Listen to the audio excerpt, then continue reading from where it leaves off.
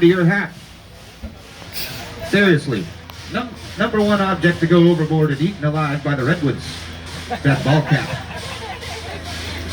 A close second, that nice pair of sunglasses sitting on your head. And of course, at number 3 is your selfie stick with your phone out there getting knocked off by a tree branch. Anyway, for good luck and good measures, and carry on the tradition here, wave everyone goodbye out of town. You're on the train, and they're stuck. Rub it in.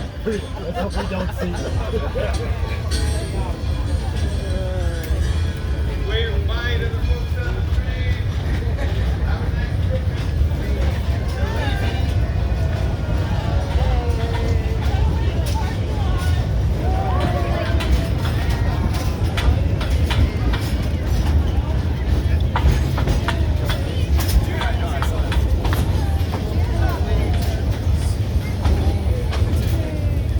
Are you guys going to have some great shots of this old steaming locomotive coming around this big right-hand curve here.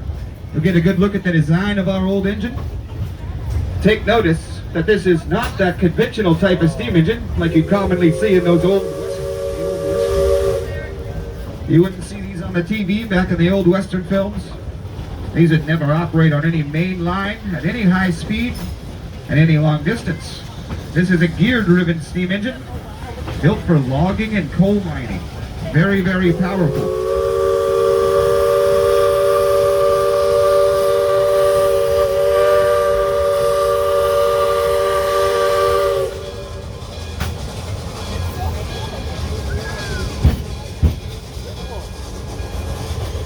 Now this is what is called a Shea locomotive, named after its inventor, Sir Ephraim Shea, who was a logger from the state of Michigan. Built by the logger for the logger. Now the Shea is all powered on the right-hand side. They commonly nicknamed them the sidewinders. All the mechanical muscles to the engine are right there on the right. 3 vertical steam cylinders, pushing those 3 big pistons up and down that have a 10-inch bore and a 12-inch stroke, spinning the cranks underneath. Now those big cranks are rotating the spinning line shaft on the bottom. Round and round it goes, connecting to all 4 axles, and all the wheels are solid to the axles, and ring and pinion gears powering all those.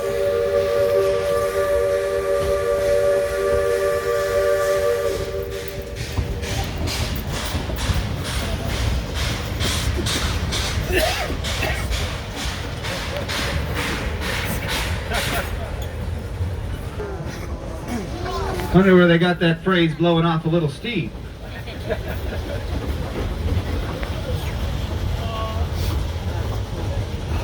Now welcome into the cool redwood canopy. Llegamos al forest. These are the coastal redwood trees, which are the tallest types of trees in the entire world, the tallest living beings. Now redwood trees are the biggest carbon trappers on the planet.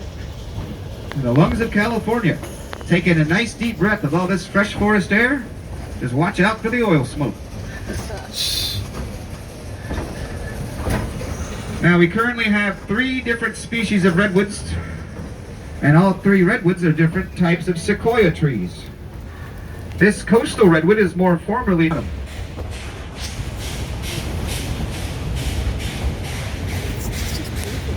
Now right after the big California gold rush, behind all the miners, then came the loggers. Now they didn't see big beautiful trees like you and I.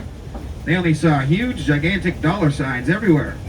These were known as the lumberman's dream by the 1860s, and they started clear cutting them down at a high rate. And unfortunately, of all the original virgin old growth redwoods that used to tower up the coast of California, 96% of that original forest has been logged since. Now conveniently in your shot here are some of our largest and oldest redwood trees on this property. Now you may have to crank your neck back a little bit, because a lot of these old ladies are standing tall and proud at about 275 feet to the top of that canopy. As a lot of these big, wide, thick, and girthy redwoods are well over 1,000 years old each. There's a lot of room to grow still.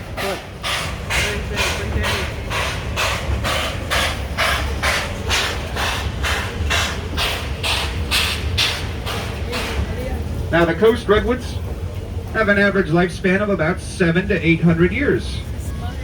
But in really good conditions, the luckiest of these trees can continue to grow and stand tall, reach a ripe old age of up to 2,200 years old, or perhaps even more.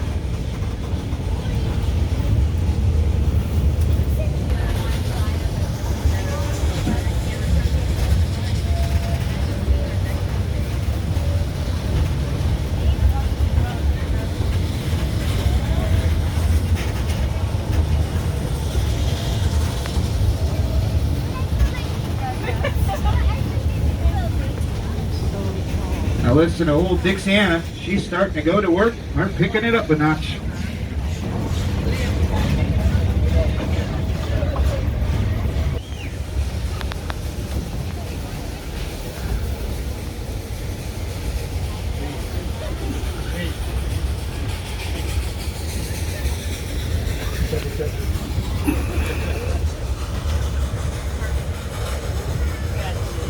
Now old Dixiana is laboring real hard up there at the head end.